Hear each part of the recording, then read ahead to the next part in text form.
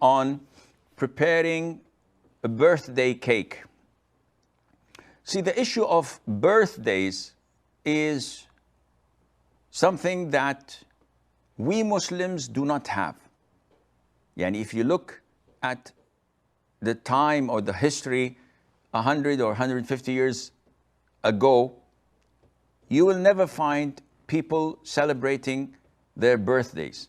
This is something that came to us recently, either through the conquest of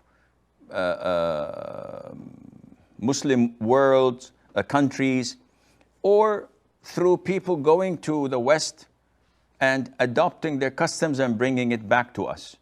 So the issue of having a birthday cake with candles, the number of your age, with singing happy birthday to you, dear so-and-so, happy birthday to you, and then blowing the candles in one breath, and then eating from that a cake. This is not from the Muslim tradition, and hence this is imitating the kuffar. It is not a religious celebration, but we are told not to imitate the kuffar, and hence such celebration that comes over and over on a specific date, which is the date of birth, this is called Eid. And the Prophet ﷺ told us that there are only two Eids to be celebrated throughout the year for Muslims, and that is Eid al-Adha and Eid al-Fitr. Therefore, you must not participate in any gathering or celebration or even congratulating people by saying happy birthday or giving them gifts on that occasion. Now, if you're the recipient, so it's my birthday today, and someone says, Assalamu alaikum, happy birthday, I would not hang up. I would not curse the person or give him a lecture. I would just say, thank you. If someone comes and gives me a present, I would say thank you. If someone gives me a piece of a cake of his brother's birthday, and he brings it over to my office or my house, I will eat it and I say thank you. This is not taking part. There is no problem in that.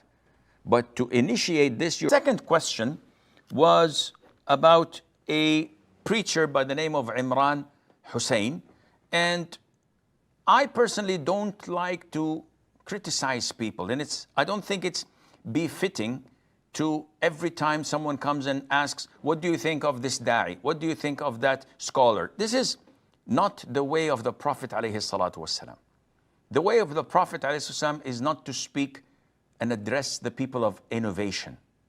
Rather, he would come to the pulpit, and when he had an issue to address, he would say, why do so-and-so people, without naming them, say such things or do such things? So the masses learn that this is wrong without knowing who it is that did this. So this saves face to the people who committed that wrong action out of their ijtihad, and at the same time makes the focus on what's right and what's wrong. Unfortunately, nowadays with the social media, with the YouTube, with the internet, sometimes it is important to point out the things that are wrong when people are misguided by some people who are not doing a good job. And Sheikh Imran Hussein is a very eloquent person. He speaks beautiful English, and the way he speaks is magnificent. He's an old gentleman, but he focuses on the signs of Qiyamah, focuses on Dajjal, focuses on Gog and Magog, Ya'juj and Ma'juj, and focuses on the things that will come from the world of the unseen. Yet most of his preaching is bogus and not according to the Sunnah.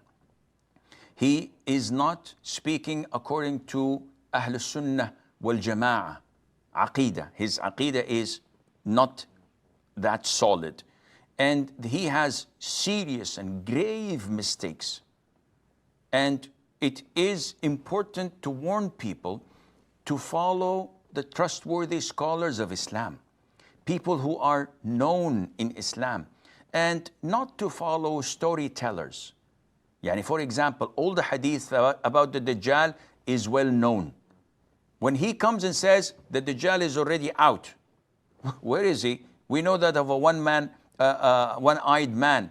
He says, no, this is TV. This is modern technology. This is civilization. And he starts to talk about things in the UK and the North Sea, and all of this is nonsense. Where is it coming from? No Quran and no Sunnah. Yet he is a wonderful storyteller, but definitely would corrupt your aqidah in no time. So it's a red zone. It's something that is toxic, and people must not watch that, and Allah Azza wa Jal knows best.